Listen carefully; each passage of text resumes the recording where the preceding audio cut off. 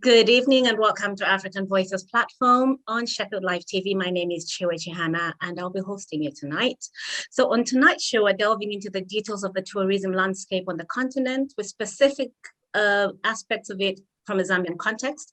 And Zambia is currently featuring amongst the new entrants in tourism alongside countries like Rwanda. So on Thursday, the Zambian High Commission alongside partners such as Zambians Together are bringing together players from the tourism sector to give insight into investing in tourism in Zambia.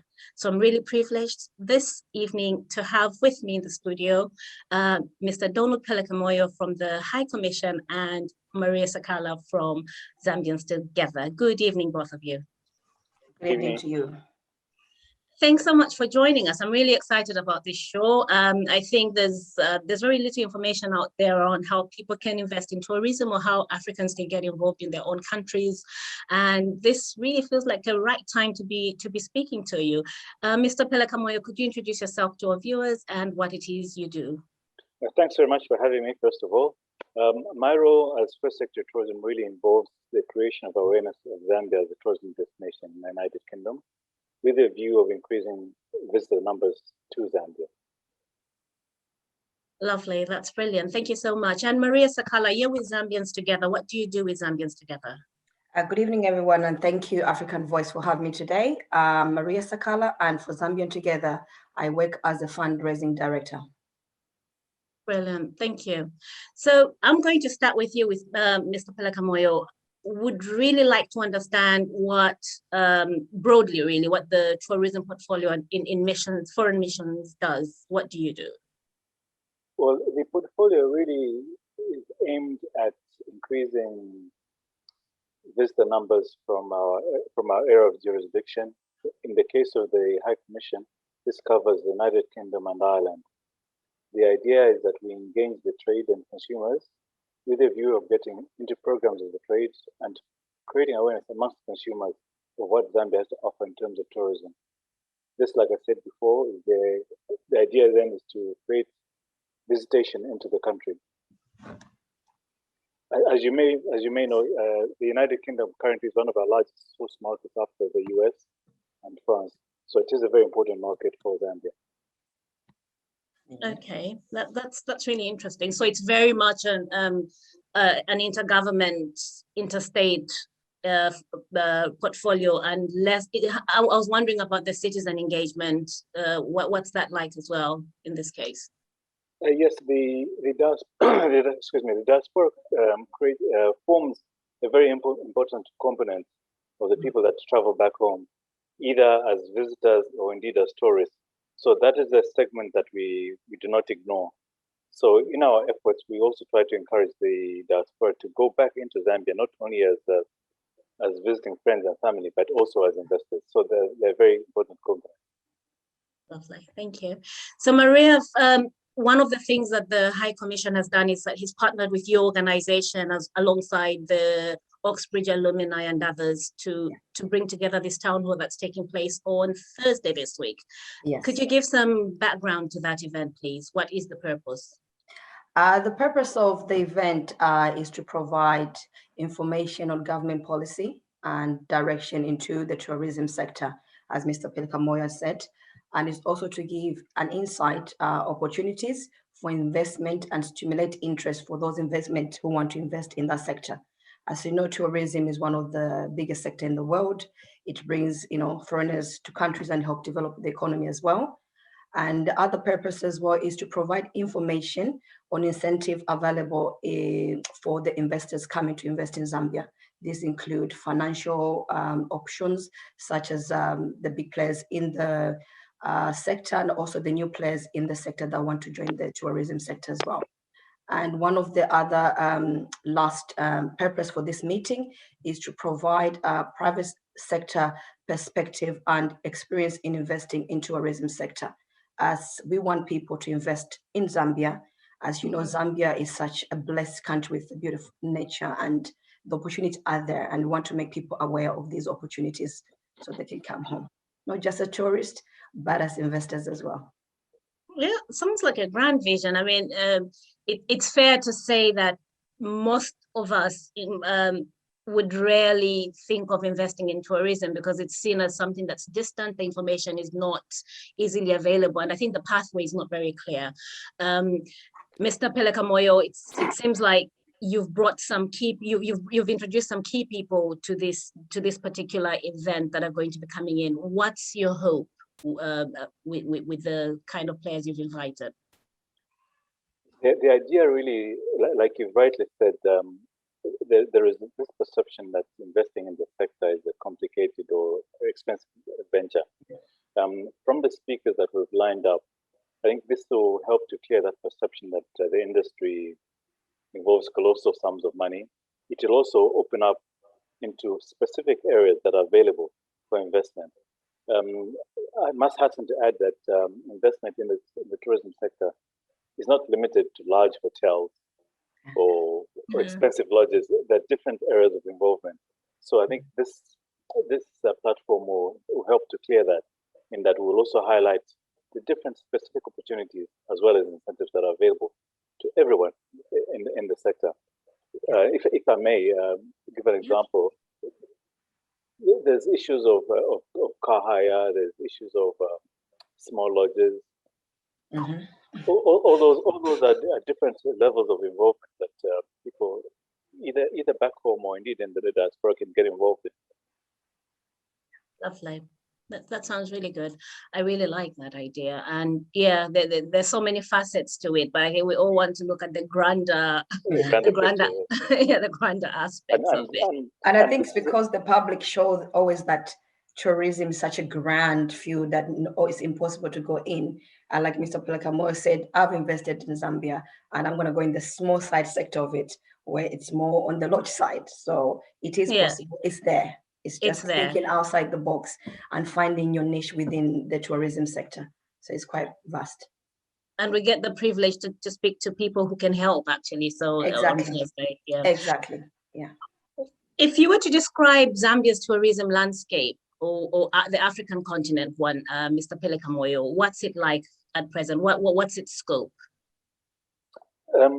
Currently, I must confess, the tourism industry has received quite a battering with the advent of the pandemic. So the aviation sector, for instance, has been hit badly.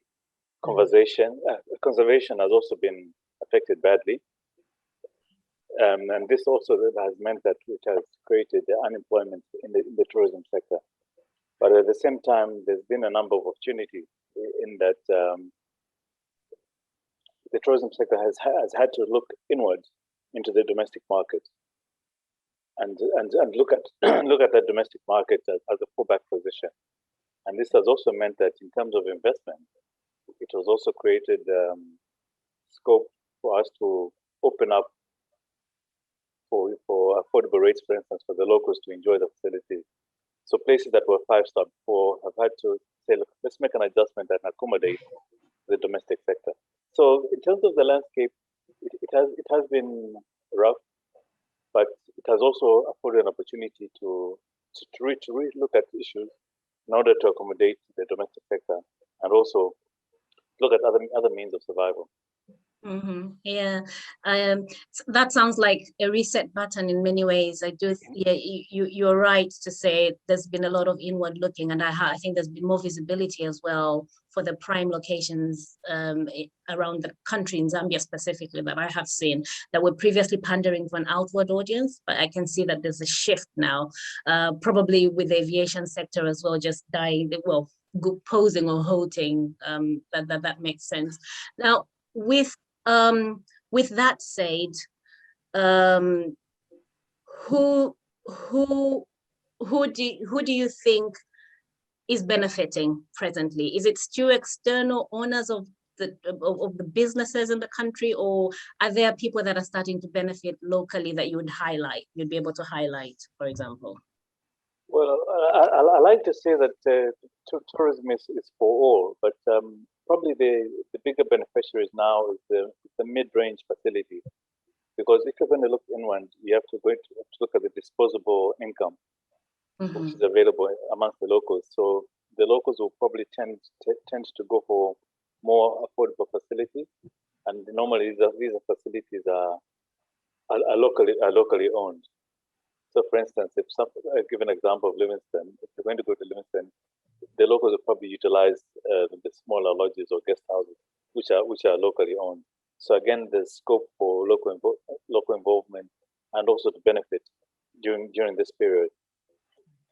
Okay, right.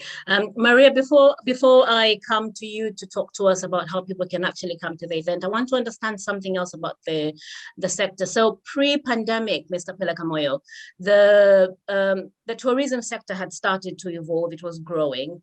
And if I'm not mistaken, I've seen your name associated to the rebranding of Zambia's tourism sector some years ago, from the Real Africa to the Let's Explore. I remember voting on one of those, the options that were there. What, yeah. What was the impetus for that, and have you seen any positive progress since? Well, I proudly wear the logo, as you can see. well, one of the reasons why we thought of brand, if I may go back a little, is that the Real Africa strapline, trying to pull it, that had existed for over 2 decades. And then also at the time, it was felt that the Real Africa was associated with the negative thing, with the disease, or Real Africa was seen not in a positive light. So we wanted to give it a refresh. And one of the reasons we came up with Let's Explore is that it allows you to use your imagination to explore the different tenets in tourism. So let's explore the adventure, let's explore the wildlife, let's explore the culture, let's explore the people. So I think it gives a wider perspective in terms of exploring what the country has to offer. In terms of its impact, it's hard to pinpoint exactly what the impact would have been, but it has given us an opportunity to help to rebrand areas that are probably not as visible before. Things like the MICE events, the meeting and incentives. That is an area which is growing, and especially with the advent of COVID, there's been an investment in audiovisual facilities, for instance, because people are not able to hold physical meetings. So that again has created an opportunity for people to invest in that segment. Lovely, sounds really good. Maria, who are you expecting to come and speak? Who have you lined up? Are there any you can highlight? As in terms of guest or my friends or family?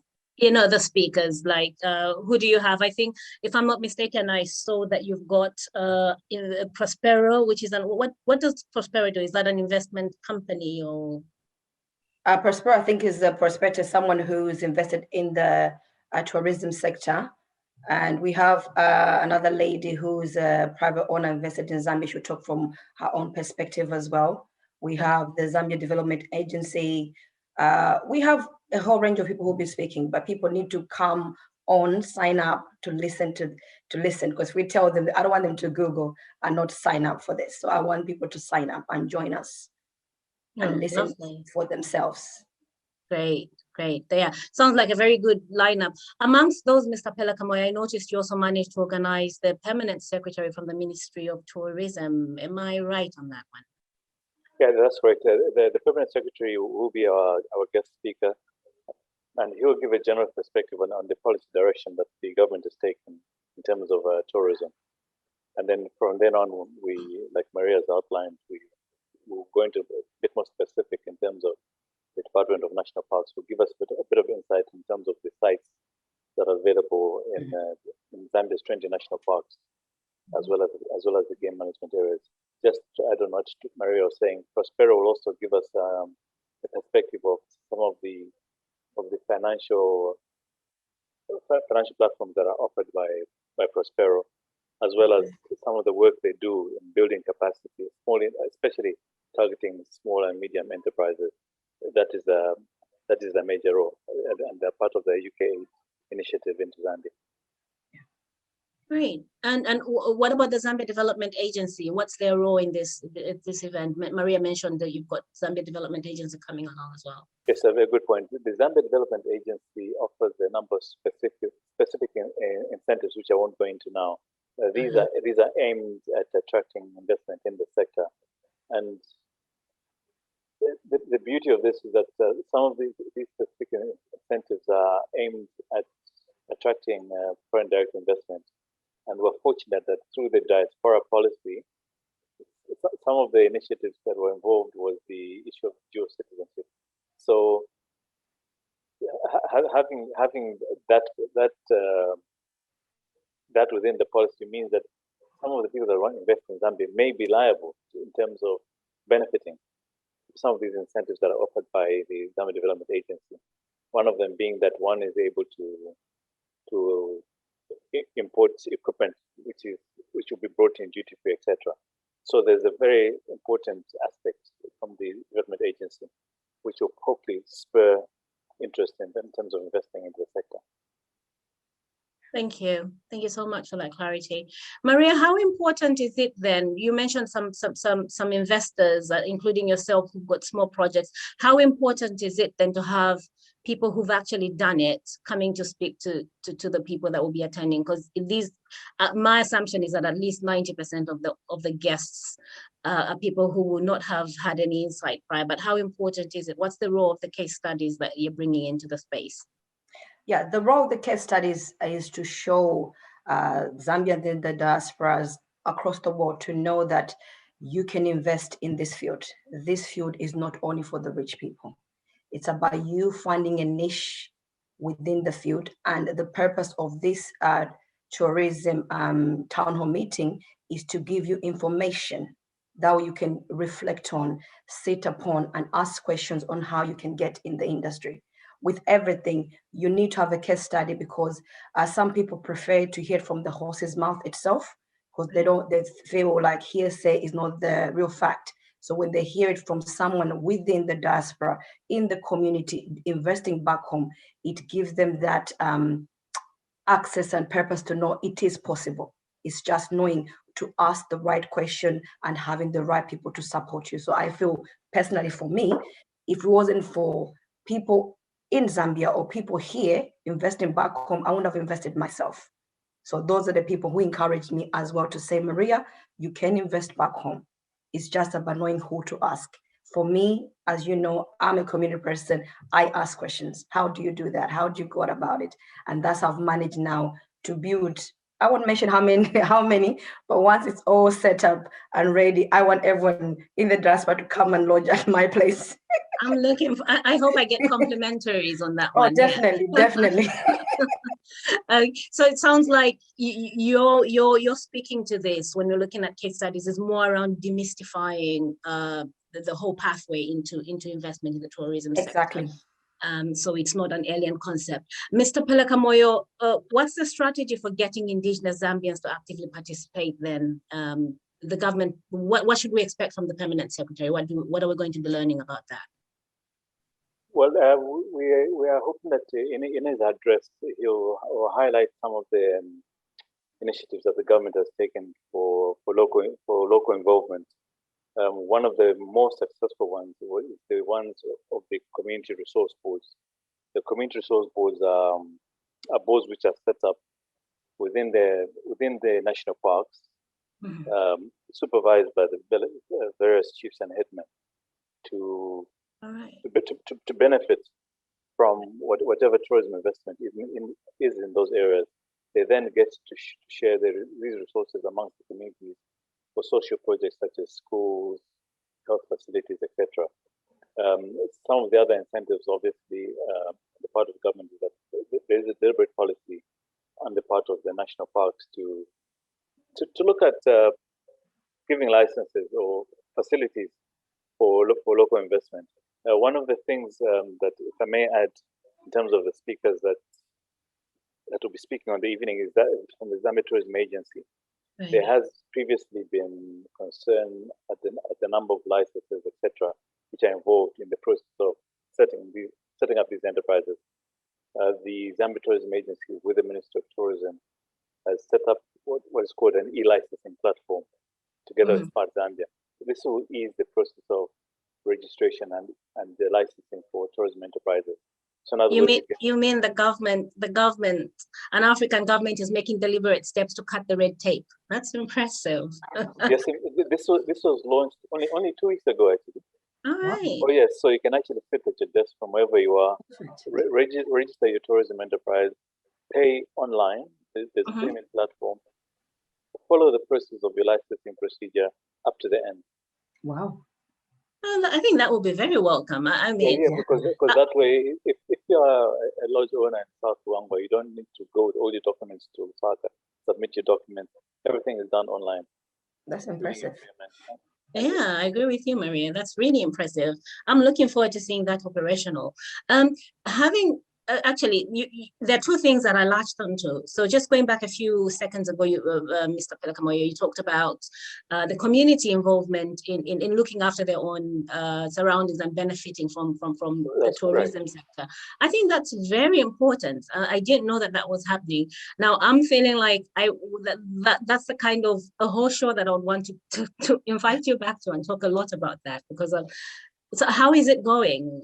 Is it working as a model? And the beauty of it is that as members of the Community Resource Board, you see the direct benefit of coming in, and then you appreciate that the visitors come in to appreciate the natural resource, be it the wildlife, the environment. So because of that, you are also keen to guard that resource jealously, because you know that that is what brings those such amenities to you. So that is working perfectly right now. But obviously now the downside of it is that with the advent of COVID, these resources are not trickling in, and so this presents a risk in terms of what are the alternative sources of income. So it becomes a danger in terms of the immediate environment and the wildlife, because there's nothing coming in. And so you reap from what you've got around you. Exactly. That becomes a danger. But it is our hope that within the Community Resource Board, there's been a small reservoir that will keep those communities going, because not everybody can be employed, but the benefit is derived from the visitors that come in, and give a percentage of that to the local communities. In many ways, I think it's not even just a financial or economic incentive. It's very much around the climate and ecological crisis aspect. Yeah. So I really do like that. I actually genuinely would like to speak a little bit more about that with you or whoever else I can speak to on this particular show. Fact, you mentioned a very important aspect, the ecological aspect. Is very true too, because then there's the deforestation. Either people are chopping firewood, etc. Because all that comes into play, because also we don't have commercial activity, then it leaves a void for other bad elements to come in. And just to add on to that, I would say that having community involved in such a sector is important. I'll tell you an example. When I went to Livingstone, the first time I visited Livingstone, it was a member of the community who took me to Mukundi village. If it wasn't for that person, I would have not seen what Livingstone can offer. He took me to the chief, he took me around the whole area, he told me things to buy because he had history and information about the area. I was curious to know, and I was following him around the whole day. By the time I finished, I'd learned about Livingstone in that one trip. So I think what you said is very important, that the community are involved as well, because they're the part who tell the story of our countries. Right. Yeah. I totally agree. Well, you've also spoken to, again, in that vein, Maria, you've spoken to, you would never think it, but I think a key aspect about tourism is that you've got to appreciate what's there and what you've got and who you are and what your identity is. A lot of the narrative around tourism, I think, has been very Western perspective centric, and maybe that's why it felt alien to a lot of people. But the minute you bring people into the sector, into the industry, and they start writing their story from their perspective and showing it to you the way they see it, that's very powerful as well.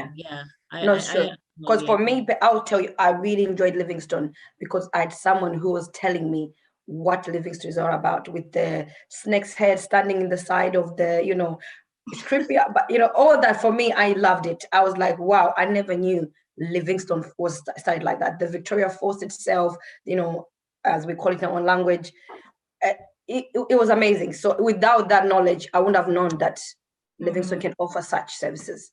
It's the same when you go to Tchiyiwe, you go to Siavonga. If you don't have a local person telling you the history, you miss that part. Then you end up saying in the modern, like you say, the foreign side of it, of the bars, the drinks, you forget actually the history of those areas. So it's very important that locals are involved. Like you immerse yourself in a culture, you immerse yourself in totality, as we do, I think, when we go to other countries in Europe, especially in Central Europe and Eastern Europe, when you find yourself immersing yourself historically in their buildings, the architecture, the stories around, and we generally don't do that because other people are telling the story from that perspective, not necessarily. I appreciate that. You're totally right. And what you've said about immersing ourselves in other cultures when we travel, you notice how when we travel to other countries, we want to get involved in the food, experience that.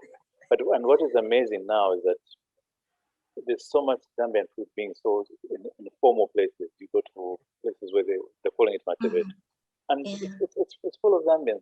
So now when you travel, you go with the European visitors, you can actually go to a formal setting and enjoy Zambian food. So I think all that is, I think, which are developing in a very positive way. And you're also beginning to see it in Zambian music, where the background is always either a Zambian waterfall or Zambian wildlife. So I think we're generally heading the right direction in terms of appreciating our very own beat, our food and our environment. Yeah, absolutely. So it's a holistic experience. It's not just a part of it. It's holistic. You get the best of what Zambia is, not what somebody else is telling you what Zambia is. So exactly. Yeah. But Mr. Pelekamoyo, what's the value of the tourism industry to Zambia or the African continent for that matter? What's the value? It might be financial, might be anything else. How would you speak to that?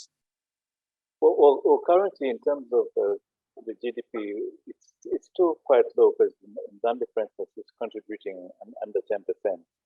So there's still scope for increased value in that sense. And this forum, for instance, in terms of investing in tourism, will help to ensure that investment is also invested in the locals. The reason being that when most of it is foreign investment, then you reduce on capital flights, and thus you reduce the foreign exchange component that is retained in the country. So if Ms. Sakala has invested in nice facilities in Zambia and she earns $200,000 a year, for instance, she will see no need to transfer that money to an offshore account. That money remains in the country and adds to the foreign exchange reserve base. So in terms of value, it's an important thing that we can still develop further in terms of increasing. It's actually a monetary value to the economy, and you see it in other countries where there are more locals that are involved in the tourism industry. I don't like to mention other countries, but places like Kenya and Zimbabwe, where they have invested heavily, but it's by the locals, so the foreign exchange remains in the country, and ultimately brings the foreign exchange rates down.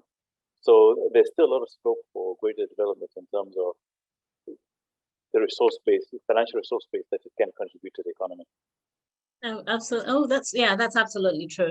I know you said you don't mention other countries, but this is the actual platform where you actually can talk about other African countries, because this is a diaspora show.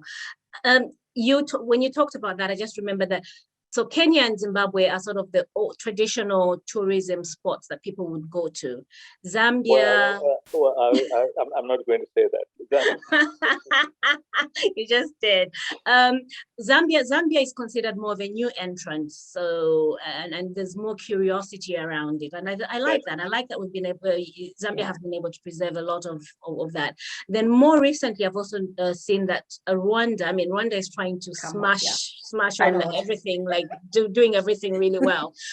They've also got deliberate initiatives where they're training up local people to lead on the tourism industry. So I'm just putting that out there to our viewers that Rwanda is doing good things. And if I may add, you may call it a new entrant, but like you said, Zambia is one of the things that the permanent secretary might highlight, that Zambia is not a mass destination. If you go, for instance, to our national parks, the government policy that your the lodge will be probably 10 to 15 bed maximum. Because when one wants to go on safari, for instance, you don't go to a mass destination where you have hundreds of people, because then it takes away that personal experience. So that low volume, low impact tourism is something that the government will continue to thrive on and encourage. In its own way, it limits us in terms of public exposure, because not that much wood gets out in terms of masses, which is what other countries in Zimbabwe are.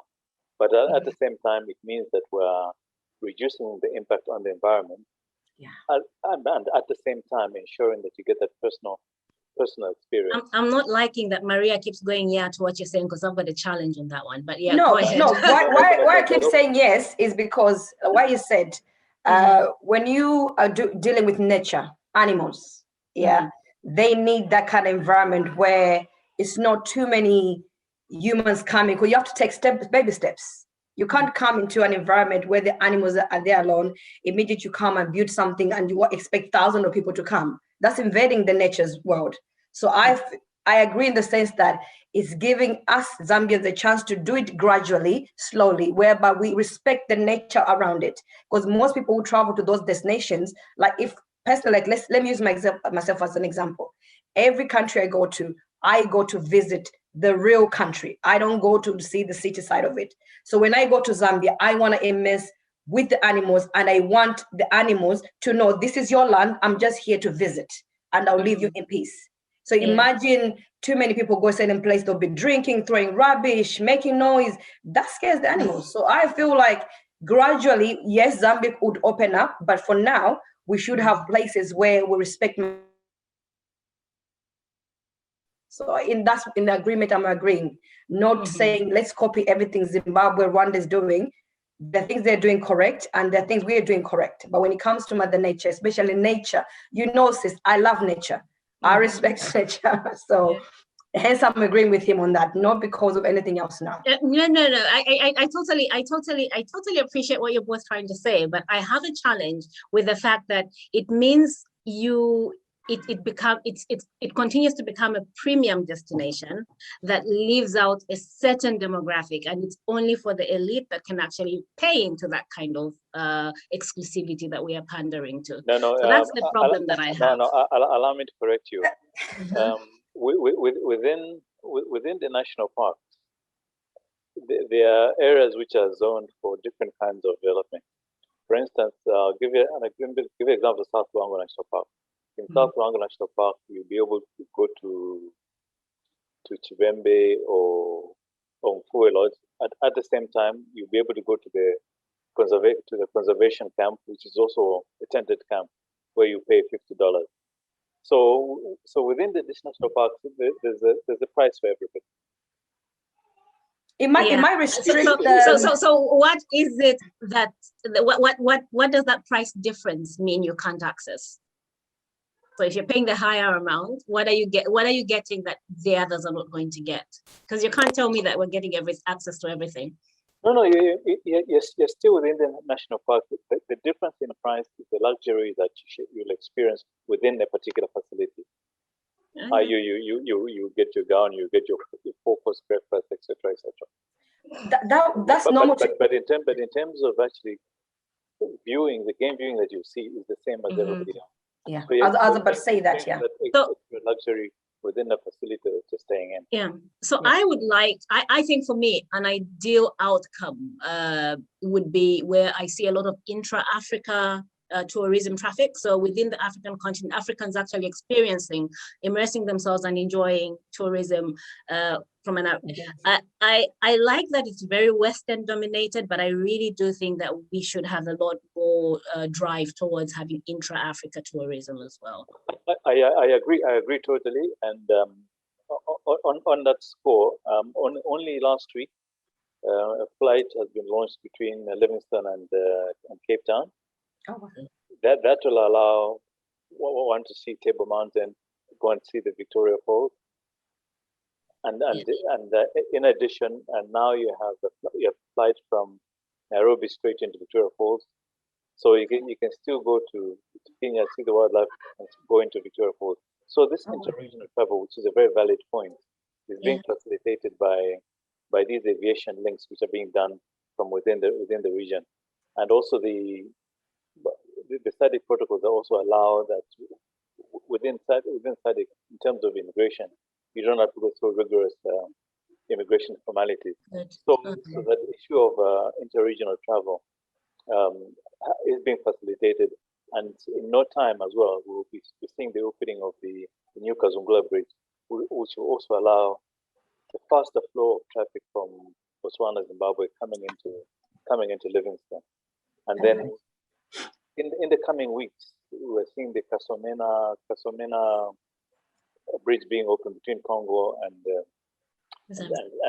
Zambia. That again will boost not only trade but tourism traffic, which will ultimately give access to Samfya Beach. So these things are happening. They're moving. And I suppose with the what do we call it? The African Free Trade Continental Agreement. That's correct. Yeah. That also kind of adds to that. Okay, so I've heard you talking about animals and water features, etc., etc. I'll ask you about those in a bit. Maria, going back to the event that you've got on Thursday, how do people get to register? Is it open to everybody? Who is it open to? It's open to everybody.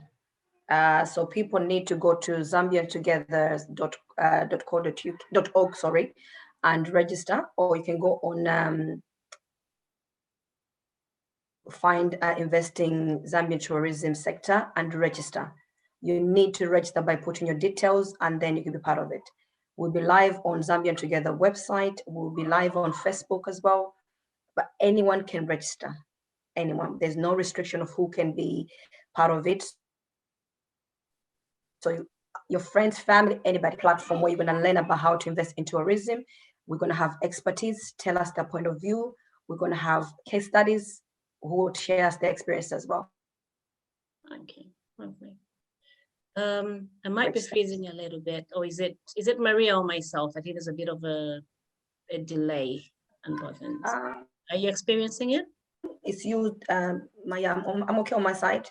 All right, then it's on my end. Okay, yeah. Okay, thank you. So just to repeat that, because I missed a little bit of that. So it's zambianstogether.org, and there's a space on Facebook and other platforms that people can go to for them to register for the event on Thursday. And it's open to everybody. Everybody. It's open to everyone. There's no restriction who can sign up for. So they can hear it for themselves, Yeah, and I understand that in partnership with Bonanza Resort in Lusaka, Zambia, you've got a prize going as well? Yes, that's why I've signed up. I've asked all my friends, my family, all my network to sign up, because you can win an exclusive 2-night stay at Bonanza Resort Lusaka, inclusive of breakfast. When you look at the resort itself, it's breathtaking. I'm hoping I'll win. I'm hoping I'll win it. No, I understand. From what I've been told, all stakeholders are disqualified. No, no. When you see... Maria, this is a direct warning to you. Because when you see the resort, it's perfect. It's a 5-class, so a 2-night exclusive of breakfast at Bonanza Resort Lusaka. So for you to win that, you have to sign up. You have to register through zambiantogether.org, through Eventbrite. That's the only way you can win. So everybody sign up. When you see the result, you will know. You will know. I'm telling you. I think I would probably add, if I were you, I'd probably add that you don't just sign up. You sign up and you show up. You sign up. Yes, definitely. Sign up and show up. Don't sign up and sit and think, no. You don't win like that. You sign up and show up. So I've signed up. I'm going to show up. My family signed up. They're going to show up. Okay. Yeah. I will apologize again, I think, to our viewers. I'm experiencing a bit of a technical glitch on my end, so there's a delay here. I was actually in Zambia just soon after the doors to Bonanza were opened. It's an amazing place. So I think you've got a very good prize going there, but also a very good example of what's embedded within the tourism industry in Zambia, if I'm correct. Yeah, so we're looking for it. It's exciting. So everybody, please sign up and show up. We need to see your Sign up and faces. show up. Mr. Pelekamoyo, are you signing up and showing up? No, he's not allowed. Signing up, but I'm going to give up my prize should I win. Just like Maria is also giving up a prize if she does win. I didn't get that memo. Okay, so I'm going to ask you both one last question, and that's really to tell me what you think outside of the traditional Victoria Falls, you know, like the big names.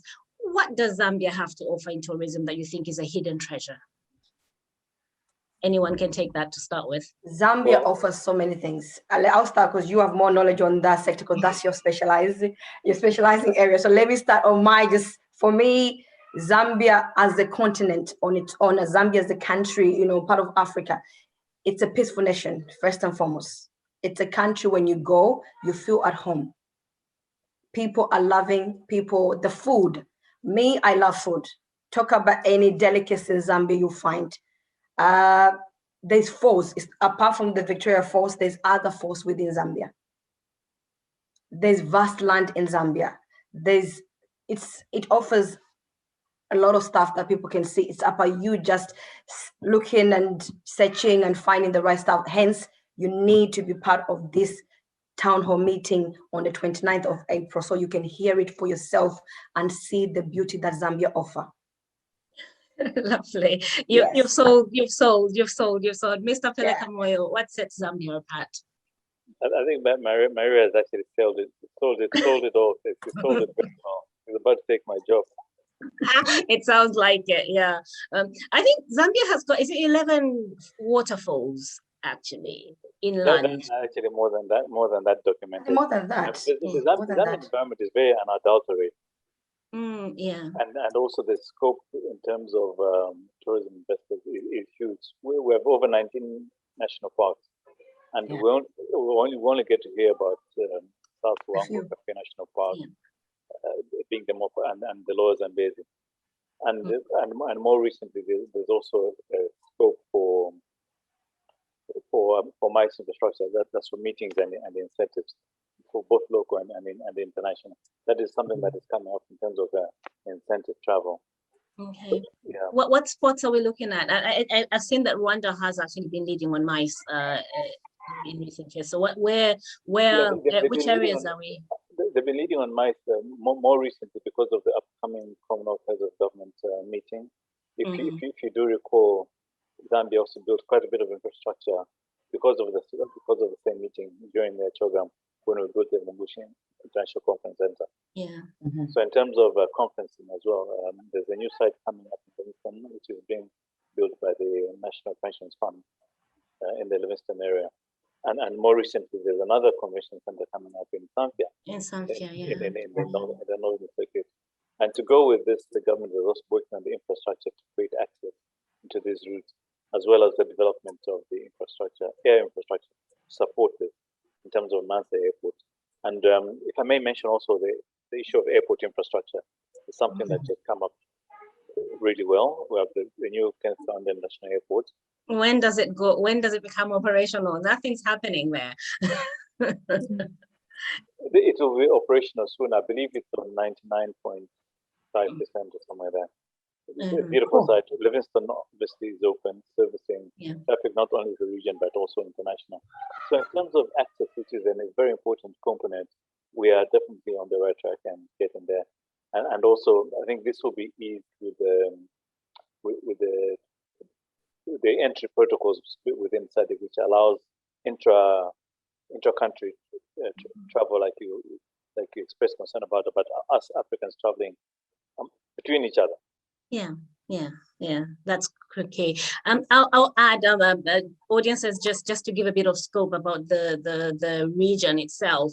Zambia is one of the most stable countries and it borders quite a lot of countries. So if you're a tourist that's trying to get engaged with that region, probably that's your best bet to stay and sort of use it as your gateway to the rest of the SADC area. Am I right, Mr. Pelekamoyo? That's indeed, and that's indeed true. With access to eight different countries, and also we also believe in what we call multi-stop tourism or multi-regional tourism, where come into Zambia, go to Victoria Falls, go to South Rangwa, go to Table Mountain, go to see Mount Kilimanjaro. Obviously, we'd like to keep it to ourselves, but we believe in inter-regional travel. Right. Well, and Zambia has the biggest world bird migration and bats as well. So just for those who love birds as well, in the world, not just in the world. When I saw that, I was like, yes, that's Zambia. and the second largest wildebeest migration in Exactly. Yeah, that's all in Zambia. And to say, just to add on, recently I had a colleague, a Nigerian colleague, went to a wedding in Zambia. It's the first time in Zambia. So last week I just went to school. She was like, oh, I was told you're from Zambia. I was like, yeah, why? She goes, Zambia is amazing. Oh, I was walking with my mobile on the street at 9 p.m. I was like, why is that weird? He goes, oh, we can't do that in our country. So I was like, yay! Seriously, she was shocked. And she was shocked when she saw the hotels, the animals. She was like, at Zambia, and you know, selling it enough. Zambia is beautiful. So she's now actually going to buy a land in Zambia. Okay, my Nigerian viewers, you're going to find Maria on Facebook and go and talk to her about. I'm telling you, so she's actually buying a land. So come to Zambia and invest in Zambia. Yeah, for a while, when Maria was talking about the mobile phone, I thought she was going to talk about the telecommunication. Oh no, no. One of the major attractions, obviously, investing in any destination is the issue of infrastructure, and I must say that the Zambian telecommunications infrastructure has been greatly developed. So in other words, you can be with your mobile phone anywhere in Zambia. And normally as business people, you don't want to lose sight of your business. And I'm glad to say that because of the telecommunications towers that have been built nationwide, Zambia is in a good path in terms of communication. Yeah. Fantastic. Yeah, definitely a key place to visit if you're visiting on business and doing leisure at the same time. And previously as well, I know there were concerns about the power deficit, etc. I'm glad to say that has greatly improved, and we believe that is probably something that was a thing of the past with the launch of the Peribaloa. Okay, so to clarify, Zambia has had has experienced some power outages in some few years, and you're saying that's being resolved or mitigated. I don't know what you're doing. It's been mitigated to a very large extent. That it is not something of concern. Oh, that's very good news. That's good. Why is that making me laugh? Okay, it is because it shows that Zambia is developing in such an amazing way. So But then no, it's true. I think there's quite a lot of progress. Every countries they have issues that they have, and I think for me personally, I think it's what we communicate to the world, how we communicate to the world.